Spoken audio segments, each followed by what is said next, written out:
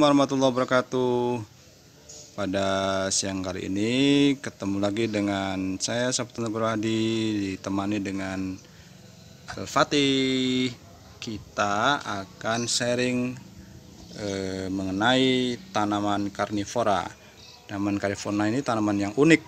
Kenapa unik? Karena dia tanaman yang bisa mengambil nutrisi atau unsur-unsur hara dari serangga yang dia tangkap. Tanaman karnivora itu banyak macam. Yang kita kenalkan di sini merupakan koleksi dari Al-Fatih di rumah. Yang pertama adalah kantong semar. Nih, kita dulu punyanya hanya satu, sekarang bisa menjadi 3 kantong semar. Kita lihatkan. Ini kantongnya ya, atau bahasa latinnya Nepenthes gracilis ya. Ada yang masih kecil sekali. Nah, ini ada yang masih kecil sekali.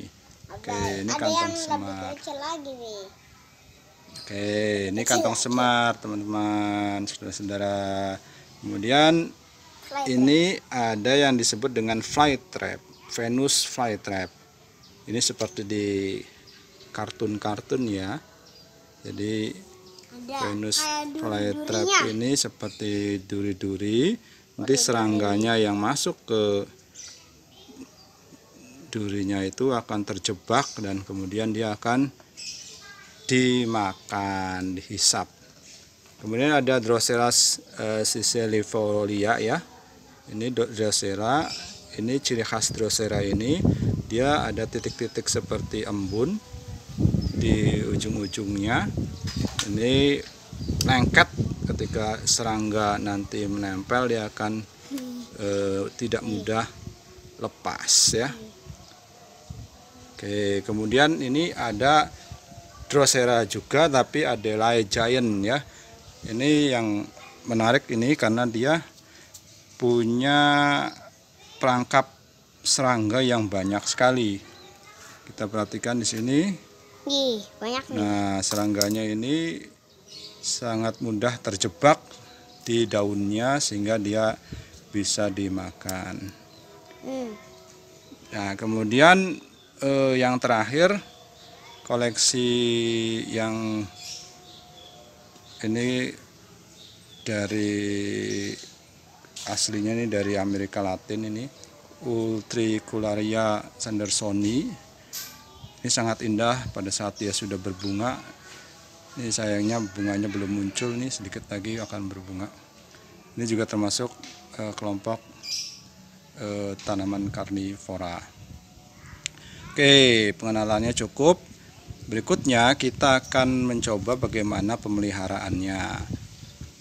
Tanaman karnivora ini tanaman yang mudah sekali untuk dipelihara. Cukup memberikan air, tapi tidak sembarang air. Air yang diberikan adalah air bebas ion, seperti air RO, air minum dalam kemasan ya, atau juga air hujan.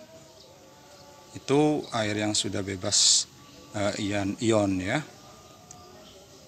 Jadi nanti kita rendam, tidak perlu kita siram. Bagaimana caranya kita rendam ya, mari kita lihat ya. Ini wadahnya. Jadi nanti kita cukup tambahkan air RO ya, cukup Batas. Kemudian ini kita simpan tanamannya di dalam.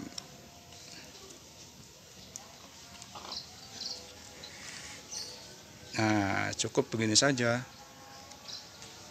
Tidak perlu setiap hari kita siram ya.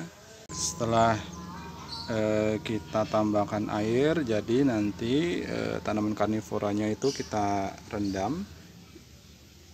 Tidak perlu kita tambahkan yang jumlah banyak ya, hanya secukupnya saja sampai dia memang benar-benar nanti membuat media lumutnya ini menjadi lembab. Dan jangan lupa ini pakainya air bebas ion ya, supaya mencegah timbulnya nyamuk, jadi harus sering kita cek air ini. Dan kalau memang sudah terlihat ada nyamuk atau jentik nyamuk atau berlumut, kita ganti dengan yang baru.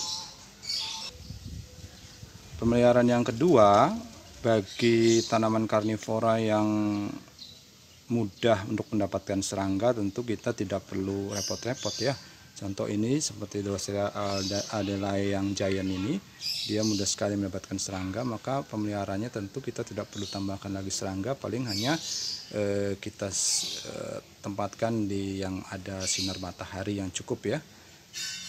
Begitu pula untuk tanaman Drosera sesilifolia ini juga mudah mendapatkan serangga.